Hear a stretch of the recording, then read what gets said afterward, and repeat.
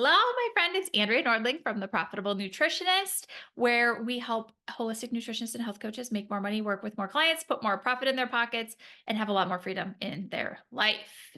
How do we do that? Well, today we're answering Ask Me Anything videos. That's how we're doing it today. So I am here answering some questions that were submitted from my email subscribers wanting to know all sorts of kind of business, personal things, tactical, strategic, and then also some mindset stuff. So we just have a mixed bag here.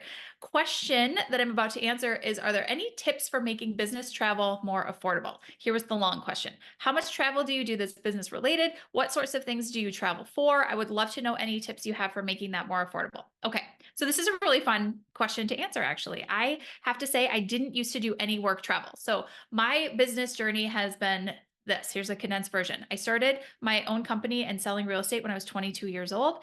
Who does that? Who in my life thought that that was a good idea? I don't know, but they did. Someone recommended that I should do that, and I did. And I was very successful actually at selling real estate. I ended up having my own real estate company by the time I was 29 with several agents in my company, sold hundreds of houses, had very successful real estate career. I then completely burned out. My health tanked, and I found holistic nutrition, specifically the Nutritional Therapy Association, and becoming a nutritional therapy practitioner in 2015 because I needed to fix myself. I needed to heal my own body. I needed to figure out how to feed my family better. And I had no intention of that being a business, but it very quickly became a business when I realized, holy cow, everybody needs to know all of the information that I've now learned. This is changing my life. Everybody needs to know about this. So in 2015, I became a nutritional therapy practitioner with this exclusively online practice, aside from some in-person groups that I did in 2016, but mostly online.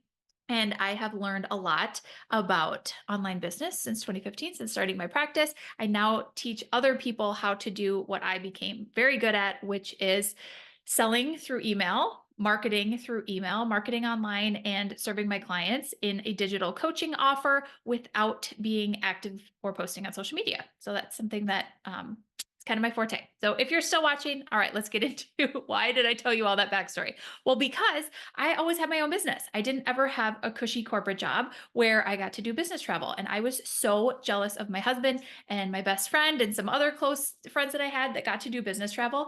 I had never got to do that. And I was like, man, that sounds so fun. You get to go have a great steak on the company credit card and have a nice clean hotel room all by yourself. Like, that sounds amazing, but I never got to do that until 2019 when I took myself on my first business event. Like I flew from Minnesota, where I'm from, to Toronto for a business conference. That was the first time I had done that. And I was like, this is amazing. I was pretty much hooked since then for a couple of reasons. First of all, I learned so much at that conference. I made such incredible contacts and did such like incredible networking in a small amount of time and made great connections at that event, which were very profitable for me. So I could definitely see the return on investment of doing that type of travel. And it got me out of my home office. It got me out of my routine. It got me out of my little bubble. And that was really juicy as well. So I realized, ooh, there's something to this. I need to do more travel for my business. So since then, specifically since, I mean, that was in 2019, but specifically since 2021, when the craziness of the world kind of got back to normal a little bit, I have traveled a lot for my business. I actually did travel quite a bit in 2020 as well. My husband and I sold our house and bought an RV, and we did a lot of travel then, but that wasn't work travel. So in 2021, I've really focused on doing a lot of work travel and specifically going to conferences, networking events, coaching events, small groups as well, where I can be masterminding with business owners and peers that have similar businesses to mine, all with the intention of getting strategy, tactics, and support with growing my business. So having really intentional business travel. I have hosted events and retreats for my clients as well, which is another type of business travel that I've done where I'm actually the host and I'm getting paid to do those events. Obviously, a lot of the other ones I'm paying to be part of. I've also paid to do like a booth at a big conference and host a booth and market my event at an event, or market my business at an event, which is also really fruitful. So I'm always looking at what is the return on investment in this travel. And even if it isn't obvious how that is going to work out, I trust myself and I trust the process to know that I will get value from putting myself in a room with people that might be ideal clients for me or have something to teach me. And I have something to teach them too about business. So I think that we always get what we came for. And I always love doing some networking and doing some strategic stuff like that. Because if left to my own devices, I will sit in my home office in my athleisure wear and do the same old.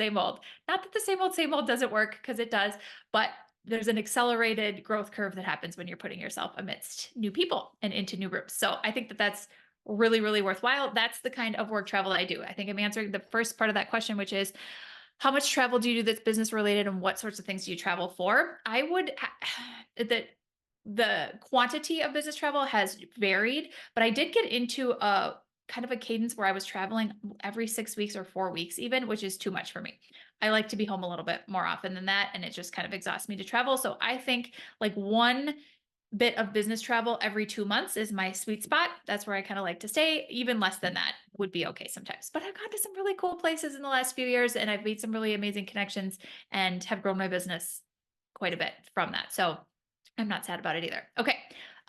Any tips that you have for making that more affordable? Yes. So this is going to get a little bit tactical and a little bit in the weeds, but I know that for a long time I didn't run my business this way, and these are the types of things that like we have to share as entrepreneurs. We have to share these little tidbits with each other. So for the majority, I guess, if I think of my holistic nutrition practice started in 2015 up until probably 2021, I was operating my business off of my business bank account debit card. I wasn't using any credit cards for my business.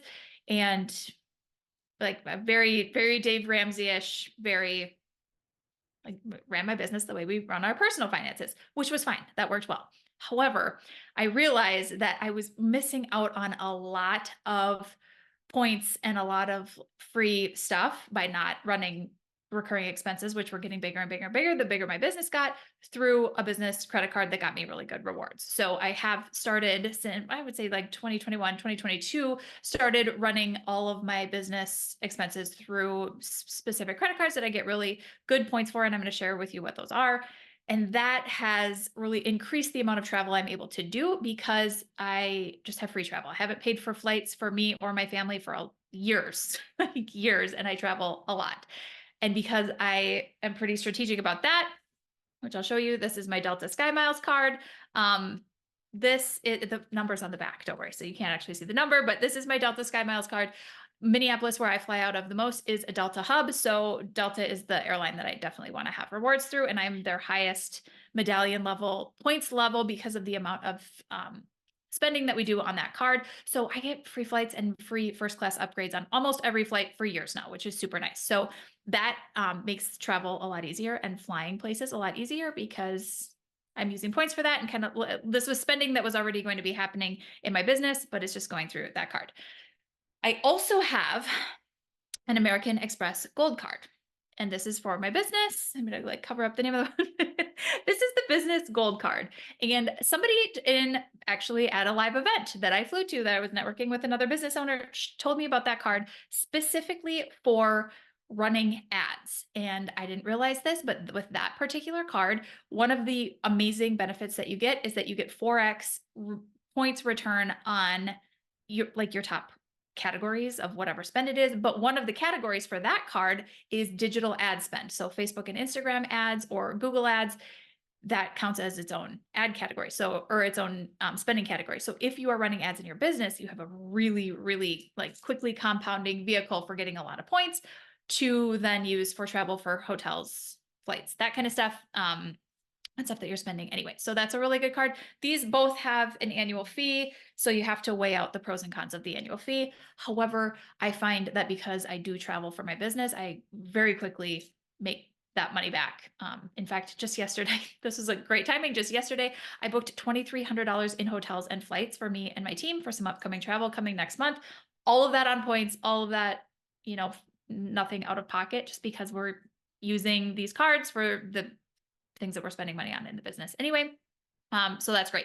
I also have an American Express. I'm like an American Express commercial. I have a personal American Express Platinum card, which gets me really good travel benefits for personal travel. That's like, I can use it for business travel too, but that's for upgrading at nice hotels. When you're staying at nice hotels, you use that card, or you book through American. If you just have that card basically and you book through them, you get really nice upgrades, like guaranteed late checkout. I think it's a 4 p.m. checkout, guaranteed free breakfast, spa credits, that kind of stuff. And so I also use that. So we use our personal spending, we use on that card, and then we get a lot of points for family travel. So all of that to say, those all have annual fees. I feel like a really weird American Express commercial right now. I'm sure there's lots of other business cards. When you YouTube this, people will tell you all the cards to get and why to get them. And that's a whole game in and of itself. I will just say that taking the spending I was already doing in my business and putting it on cards that were going to get me travel benefits that I want, because I am traveling quite a bit for my business. And then we travel personally as well in my family. So I use those same points to travel for my family. So we're able to do a lot of family travel on that too. I know that that has been just a good strategy. Now, obviously, that only, like, you don't gain anything if you're paying interest on your credit cards. So, assuming that you're paying them off every month and you're just funneling that spending in, that you were already making, that's great.